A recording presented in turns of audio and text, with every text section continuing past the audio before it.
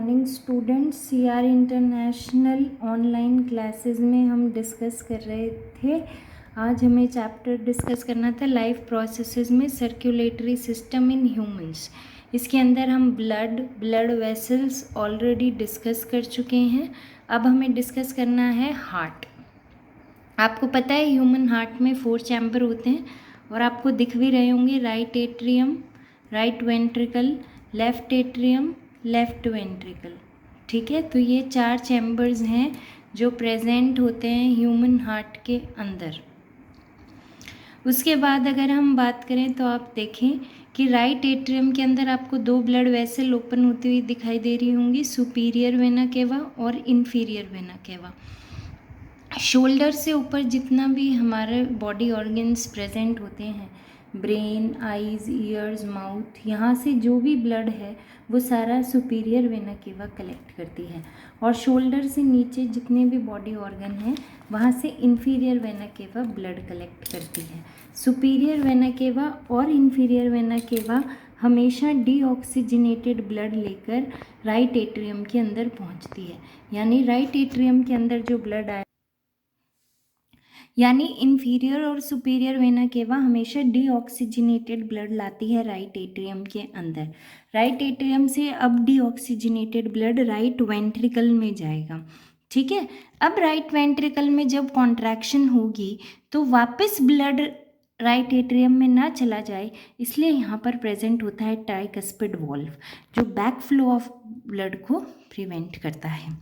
उसके बाद right ventricle के अंदर कॉन्ट्रैक्शन होती है और वो ब्लड सप्लाई किया जाता है पल्मोनरी आर्टरीज में। पल्मोनरी आर्टरीज के थ्रू ब्लड पहुंचता है लंग्स में। लंग्स में जाकर एक्सचेंज ऑफ गैसेस होती है और जो डीऑक्सीजनेटेड ब्लड है वो ऑक्सीजनेटेड ब्लड में कन्वर्ट हो जाता है।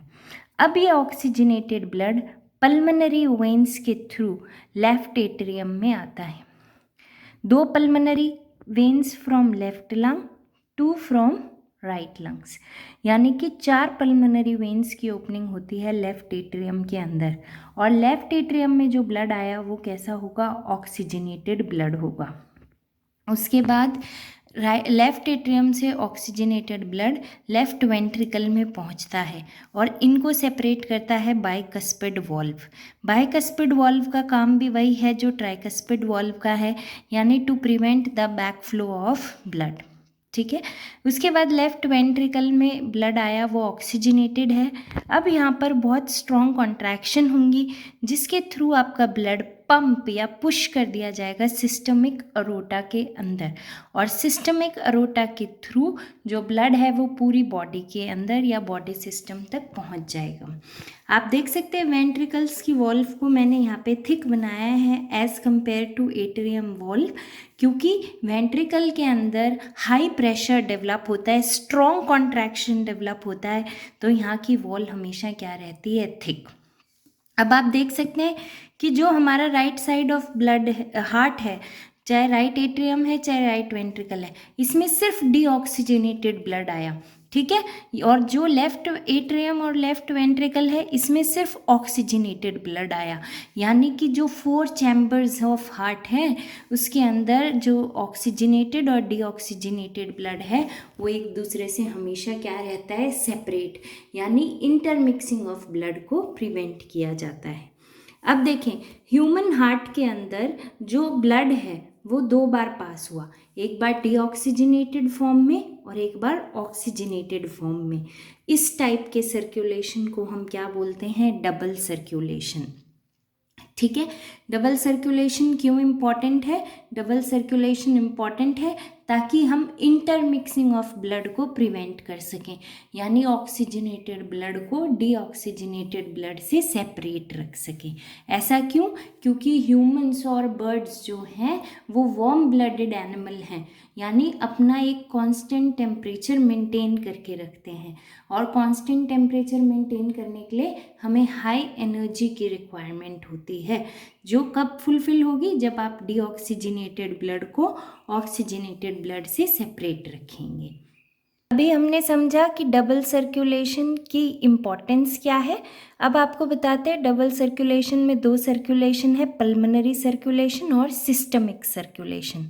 ठीक है, डिफरेंट बॉडी ऑर्गन से डीऑक्सीजनेटेड ब्लड राइट एट्रियम में आएगा, फिर राइट एट्रियम से डीऑक्सीजनेटेड ब्लड राइट वेंट्रिकल में जाएगा, जो पल्मोनरी आर्टरीज के थ्रू फिर कहाँ ट्रांसफ़र कर दिया जाएगा, लंग्स में।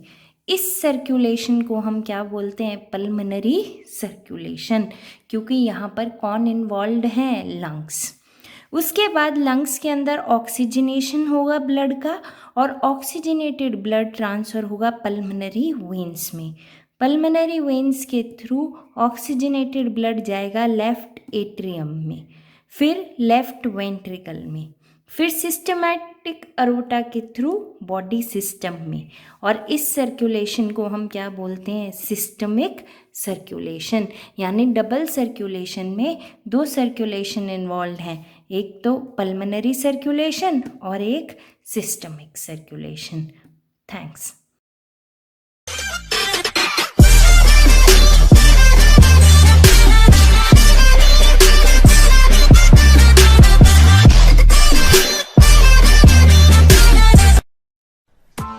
Press the bell icon on the YouTube app and never miss another update.